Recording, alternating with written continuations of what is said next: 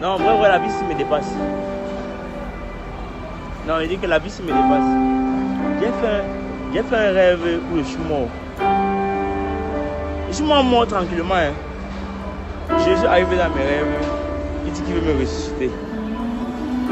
Il dit que mon père, tu veux me ressusciter quoi? Donc, toi, ton travail, c'est de ressusciter les gens. Tu veux me ressusciter que par où? Tu penses que Yaoundé est facile? Tu penses que toi, là, est facile? Pardon, laisse-moi dans mon...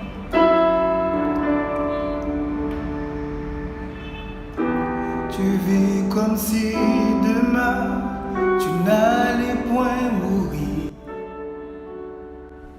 Car Dieu parle une fois, deux fois, toutefois l'homme ne s'en aperçoit pas. Dans un rêve, dans une vision de nuit, quand un profond sommeil tombe sur les hommes, lorsqu'ils dorment sur leur lit, alors il ouvre l'oreille aux hommes et scelle leur instruction, afin qu'ils puissent détourner l'homme de son intention et de cacher la fierté de l'homme. Ainsi il retient son âme de la fosse et sa vie de périr par l'épée. Dieu parle toujours. Il ne cesse de nous parler. À ce jeune homme, il était en train de lui dire que l'ange de la mort le visiterait dans les 24 heures. Il lui disait qu'il veut, lui Jésus, le sauver, le ressusciter. Sa mort était déjà consommée spirituellement. Et Jésus, qui voit tout, lui a proposé de le ressusciter avant que n'arrive l'accident. Si ce gars savait que tout ce que nous vivons physiquement n'est qu'un reflet de ce qui s'est passé spirituellement, il n'aurait pas blagué avec une telle offre. Mes frères, avant qu'un homme ne meure, il y a une sorte de signe qu'il perçoit lui ou son entourage. Le terme mort subite, c'est pour nous les hommes. Dans le monde spirituel, tout se décide d'avance. Avant que l'enfant n'arrive, la maman reçoit un signe. Lorsque vous voyez une vie compliquée, sachez qu'elle l'a été d'abord spirituellement. Certaines personnes sont dans la situation de ce gars, et pas seulement pour la mort, mais écouteront-ils la voix de Jésus qui se révèle être un sauveur aimant qui ne veut qu'aucun de nous ne périsse. Et le mystère, c'est que son amour ne tient pas compte de nos erreurs passées. Ce gars s'était sans doute jamais soucié du salut de son âme. Il avait probablement jamais prêté attention à Jésus. Il vivait tout bonnement sa vie comme le font la plupart des gens. Puisque même en rêve, il lui rit au nez. Il rigole avec celui qui l'a créé. Mais Jésus qu'il connaissait voulait quand même le sauver. N'écoutons pas la voix de ceux qui disent qu'on peut faire après la mort ce qu'on aurait dû faire avant.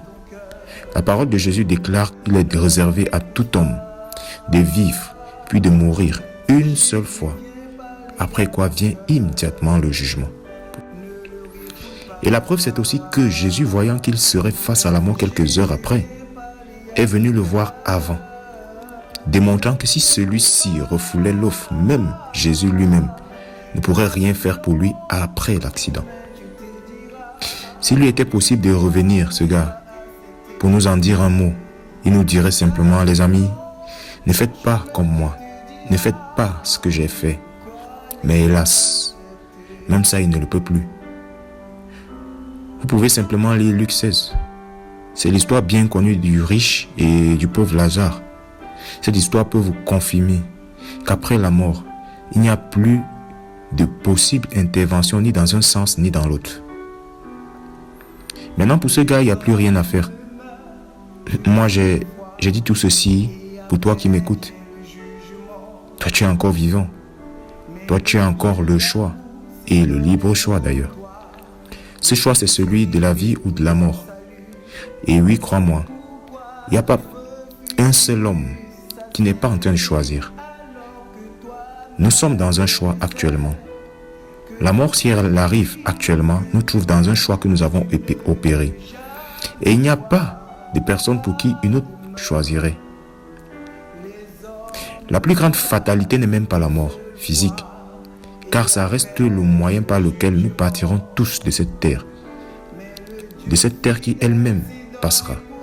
Et nous y serons tous exposés, même moi qui te parle. Et la Bible déclare qu'il y a une deuxième mort, mais que ceux qui vaincront n'auront pas à souffrir cette mort-là. Et cette mort est éternelle, tout comme la vie que recevront quelques-uns qui auront fait le bon choix de leur vivant. Et l'éternité, crois-moi mon ami, c'est plutôt long. Beaucoup pensent que le message du salut, c'est une invitation à une religion. Il n'en est rien. D'autres croient que être sauvé, c'est décider un beau matin d'arrêter de faire une telle ou une telle autre chose par sa propre volonté. C'est tout autant faux. D'autres ont été séduits lorsqu'il leur a été demandé de réciter une prière qui les transporterait dans le royaume de Dieu, ou encore par d'autres rituels, d'autres messages qui les consolent et les empêchent de se souvenir de leur Créateur avant que vienne le jour qu'a vécu ce jeune homme. C'est une autre hérésie. Certains ne croient même pas que Jésus existe. Ils pensent que Dieu est une philosophie pour eux. Je leur renvoie simplement à réécouter le témoignage de ce jeune homme avec soin en attendant qu'ils aient une meilleure preuve encore quand arrivera leur tour. Mais pour toi qui sens bien que c'est pour toi que Dieu a inspiré ce message, pour toi qui t'es senti interpellé par mon message, pour toi qui actuellement est dans un questionnement incessant sur le sujet du salut de ton âme, toi qui n'es pas profane, toi qui n'es pas insouciant, toi qui aimerais juste qu'un jour Jésus lui adresse la voix qu'il a adressée à ce jeune et le convainc. Toi qui, oui toi, à qui je m'adresse, et toi qui m'écoutes avec autant d'attention, oui c'est à toi que je m'adresse. Et mon message pour toi, c'est un message d'espérance, pas de peur. C'est un message de paix et non de malheur. Jésus dit, heureux et saints ceux qui ont part à la première résurrection. La seconde mort n'a point de pouvoir sur eux. Il dit encore, car Dieu a tant aimé le monde qu'il a donné son Fils unique afin que quiconque croit en lui ne périsse point mais qu'il ait la vie éternelle. Tout le monde connaît ce passage de Jean 3,16. C'est là la volonté de Dieu. C'est la volonté de Dieu pour toi, mon ami. Voilà la destinée de celui qui a fait le bon choix. C'est ta propre destinée, c'est ta destinée si toi aussi tu fais le choix dont je parle. Ne passe pas à côté de cette occasion. Chaque jour, des personnes meurent. Ce n'est pas le dernier. Ce n'est pas le cas le plus grave, mais c'est juste une occasion. Et une occasion qui rappelle que chaque jour qui passe, des milliers de personnes sont devant le choix qu'avait ce jeune homme avant l'accident. Oui, pour toi, je serai disponible. Si tu voulais savoir comment faire pour faire le bon choix, comment y arriver, si dans ton cœur montait le désir d'en savoir plus, si dans ton cœur montait le désir de mettre ton âme à l'abri d'abord sur cette terre et à l'abri après cette terre, pour toi, oui, je serai disponible pour t'aider et te montrer comment y arriver. Contacte-moi seulement. D'ici là, que Dieu te bénisse et te protège. Shalom. Maintenant, lorsque Jésus vient parler à ton cœur, ne le repousse pas. Si Jésus vient parler à ton cœur, ne le refoule pas. Si Jésus vient parler à ton cœur, ne le méprise pas. Car du long de ton chemin tu te diras, pourquoi n'ai-je pas accepté?